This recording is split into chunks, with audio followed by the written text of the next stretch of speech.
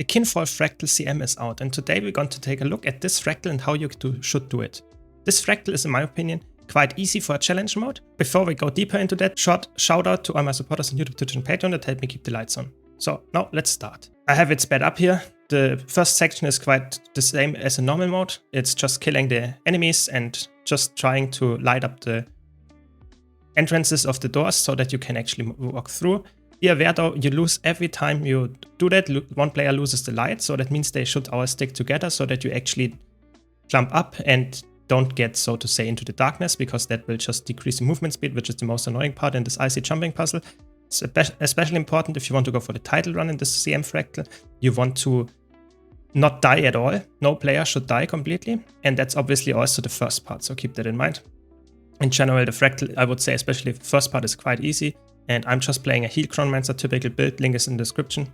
But in general, yeah, just typical group composition is enough. For at least for us, it worked. So quickness DPS and myself as the alacrity healer on chronomancer, something like that, and just 3 power DPS. I think our Revenant here is playing Condi Revenant, Condi quickness DPS Revenant. Doesn't matter too much. I would say the last boss actually doesn't have any phases, so it's completely fine to play as a power or Condi boss. But in general, I would say that's not a big difficulty at all. So just pick the build that you can play the best, because this fractal is not really punishing any builds, I would say. And yeah, just do the normal mode stuff, nothing too special. And as soon as you killed all the guys and can progress to the last boss, you just have to be aware we had a bug there, that the last torch needs 2 people to open it. And there was only 1 left. So maybe we missed something, some kind of mechanic, but I'm pretty sure it was just bugged. It was impossible for us to open. After GGing everyone, we lost the title, obviously, but we could get 1 light back and we could open the door. So if that happens for whatever reason, just GG and do it that way. But that's just how it goes. So now let's jump to the boss fight. Before we start with the boss fight, short reminder, if you liked the video, be sure to leave a like, and if you want to see more content like this, don't forget to subscribe. But now to the boss fight. The boss fight is exactly like normal mode. However, there is, I would say, 1 more mechanic. I mean, maybe the damage output of it is also higher, but 1 more mechanic, and the health bar is higher probably, is more punishing. So 1 mechanic is really like, or 2 mechanics depending on how you count it. They are really the important part. So you can see the light here, try to stack together in those white circles. The boss will just distinguish some of them, always stick together. But here, this is the first attack, this like knock-up attack from the Whisper. You see the attack pulsing of those circles going outward.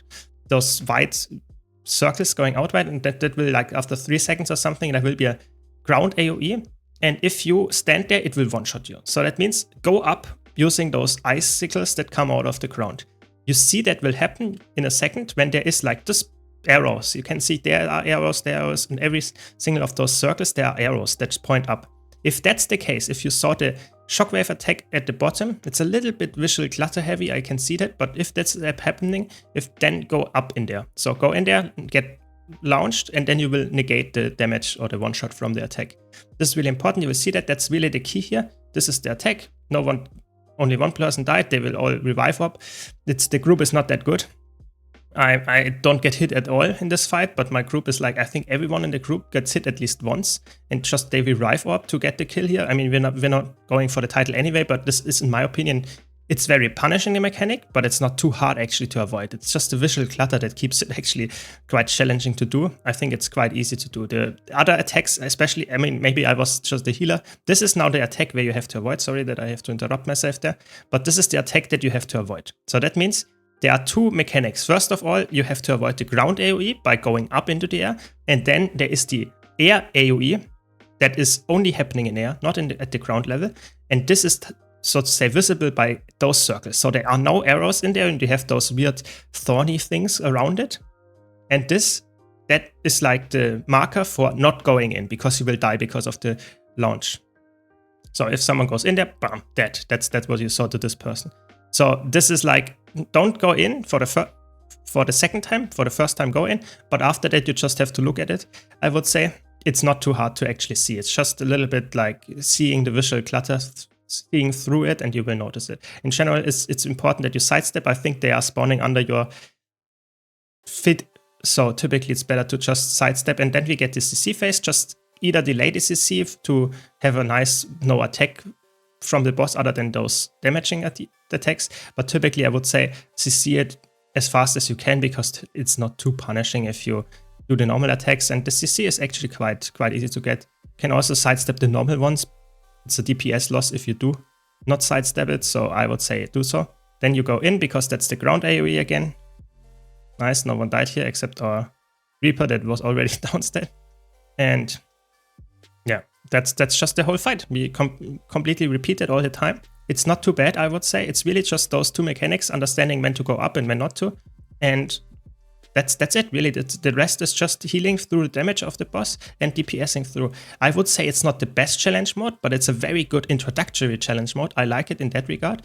And I would say it's also quite fun to play. It's not a boss fight that is boring, in my opinion. I think it's not a nice boss fight. It's not having some annoying phases or something like that. So I'm pretty happy with the Fractal in itself. And you can see it's actually really not too punishing. I think this attack could do way more damage, because it's like you don't get punished for not CCing that fast, which is completely fine in my opinion. But I'm also obviously playing a broken healer, so maybe that's the difference. Don't go in because that's the Thorny AoE. We lost 3 people there, that's not good. But we continue, and I feel like that a lot of them are revive orbing, so I think at the end 4 people of us are alive, because that's like, I think some people in our group here revive orbed like 5 times in this fight, but that's okay.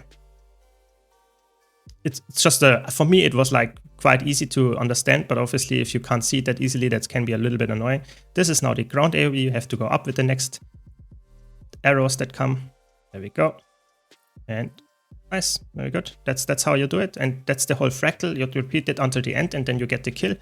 I would say the damage output that you can do on this boss is insane, because you actually just have to sidestep the icicles. That's the most important part, because that will interrupt your DPS rotation.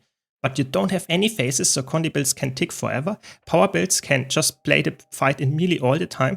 It's like really, I would say, not punishing. And especially if you have a supported CCs here, this fight is like extremely fast, I would say, for good groups. It's really, really fast. And you can see you will be bursted down, and we don't even get one of those knock up again that we have to avoid. And that's just very easy. Just try to stick together to get the light thing. And oh, we get one more. Don't go in. Very good. And if you stack together in the white circle there, we get actually also not the debuff that we know from the torches in Snowblind Fractal. And that's the Fractal. That's really it. Hope you enjoyed this short guide. If you did, be sure to leave a like and subscribe for more content like this. Let me know your opinion in the comments. And thanks again to all my supporters, and I hope to see you all in the next video.